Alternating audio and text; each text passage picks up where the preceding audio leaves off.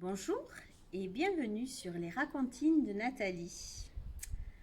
Aujourd'hui, on va retravailler un petit peu les émotions. Vous savez, les émotions, la joie, le chagrin, la colère, être serein.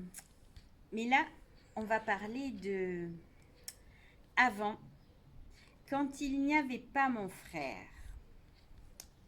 Alors avant, quand il n'y avait pas mon frère, c'est de Bertrand Canis. Allez, on y va. Avant, quand il n'y avait pas mon frère à la maison, j'étais la reine. Avant, quand il n'y avait pas mon frère à la maison, dans le lit de papa et maman, je faisais des rêves étoilés. Avant, quand il n'y avait pas mon frère, la glace, c'était rien que pour moi.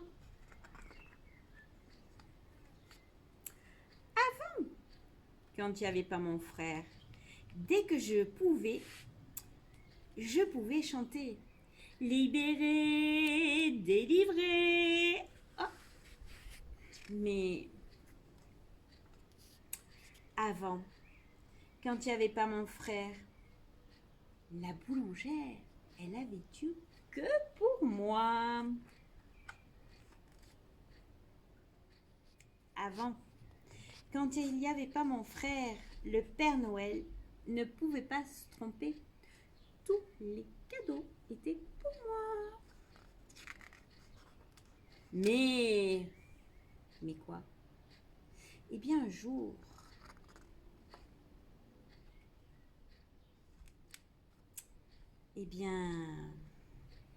avant, quand il n'y avait pas mon frère,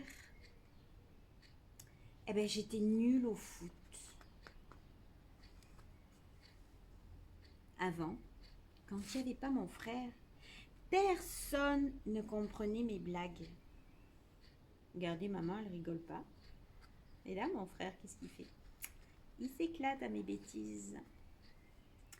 Avant, quand il n'y avait pas mon frère, je manquais un peu de personnel. Maintenant, mon frère est là. Je lui fais ranger ma chambre, par exemple. Avant, quand il n'y avait pas mon frère, les bêtises, c'était toujours moi. Après, c'était toujours lui. Avant, quand il n'y avait pas mon frère, avec la babysitter, je faisais pas la fière, hein.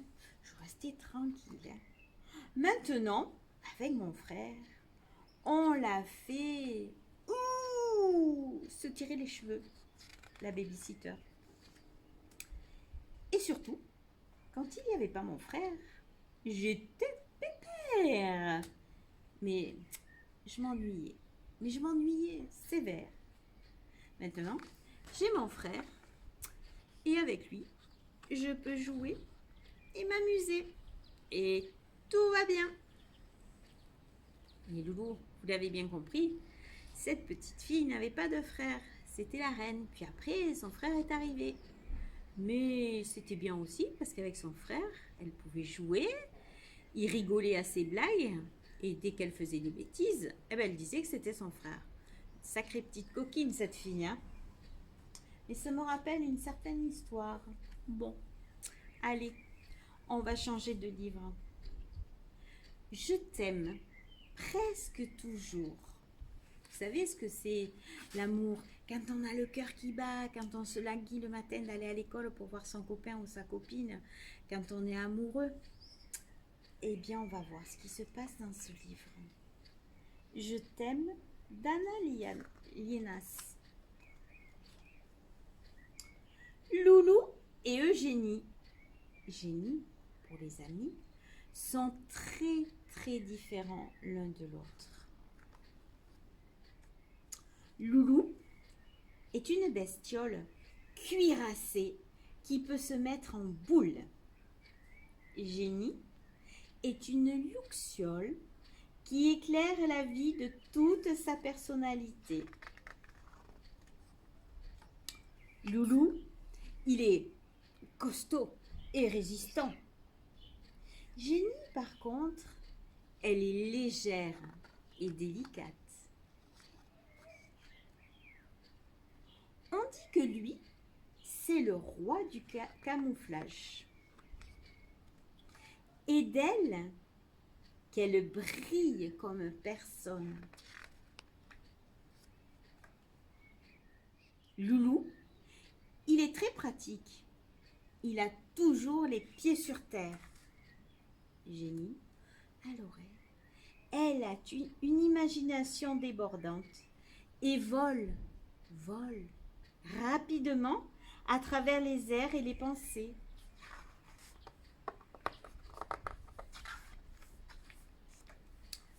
Lui, il a besoin de tout contrôler. Elle préfère improviser. Loulou, la voix sincère et drôle. Et Jenny le trouve indépendant et mystérieux. Loulou et Jenny sentent bien qu'ils sont très différents. C'est pour cela qu'ils se plaisent tant. Mais bientôt, la carapace si solide de Loulou, Jenny la trouve impénétrable. Loulou, quant à lui, pense que Jenny brille trop et sans mesure.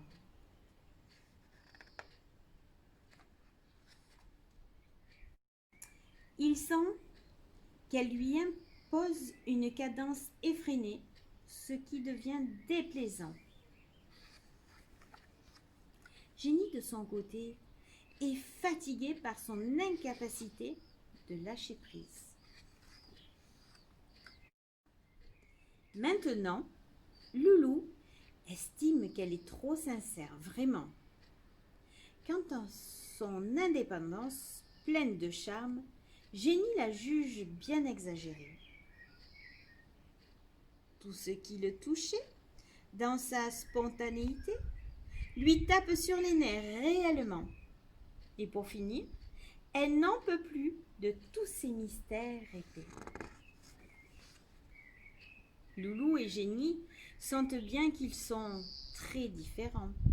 C'est pour cela qu'ils se disputent souvent.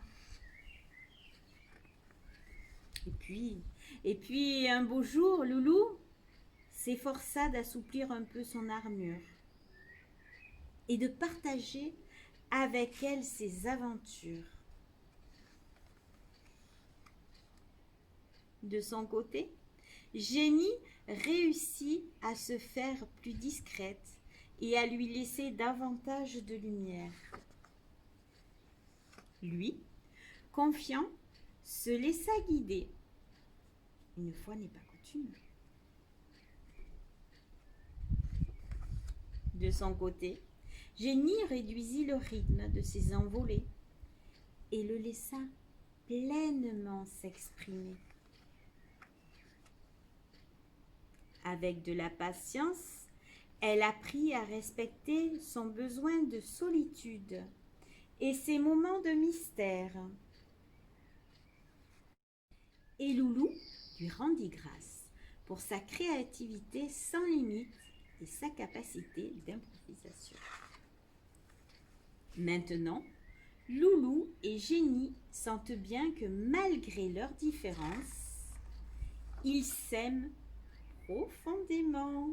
Bisous, bisous. Vous avez vu, à travers ce livre, il y avait plein d'émotions que normalement vous avez dû reconnaître.